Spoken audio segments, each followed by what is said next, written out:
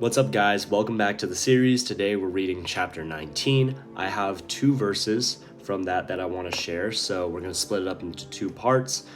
First, we're going to analyze verses 18 through 22. Let's get into it. To give some context, this is when a young man approaches Jesus and asks which of the commandments he should follow to enter the kingdom of heaven, right? And this is Jesus' reply. Which ones, he inquired. Jesus replied, "You shall not murder, you shall not commit adultery, you shall not steal, you shall not give false testimony, honor your father and mother, and love your neighbor as yourself. All these I have kept," the young man said. "What do I still lack?" Jesus answered, "If you want to be perfect, go sell your possessions and give to the poor, and you will have treasures in heaven, and then come follow me." When the young man heard this, he went away sad, because he had great wealth.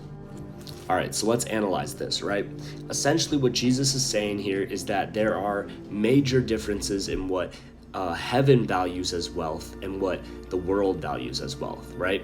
This verse essentially analyzes the contradictions and the differences between spiritual wealth and material wealth, right? The earthly possessions versus our spiritual possessions. And basically what Jesus is doing is he's challenging this young man, saying, look, if you truly want to follow me, if you truly want to enter the kingdom of heaven, sell your possessions, give back to the poor, and then come follow me, right? And that's what Jesus calls us to do every single day, right? And here's how I kind of want to relate it to my personal life and how you might relate it to your personal life.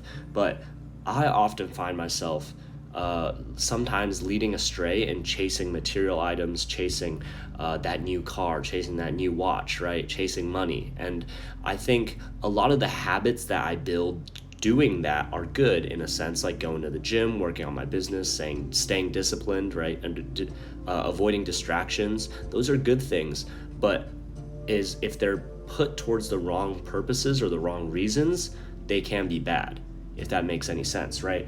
Essentially, what you want to do is you want to be doing all these things, progressing your life for the right reasons, right? You want to make this money to give back to your family, to give to the homeless, to take care of your friends, right?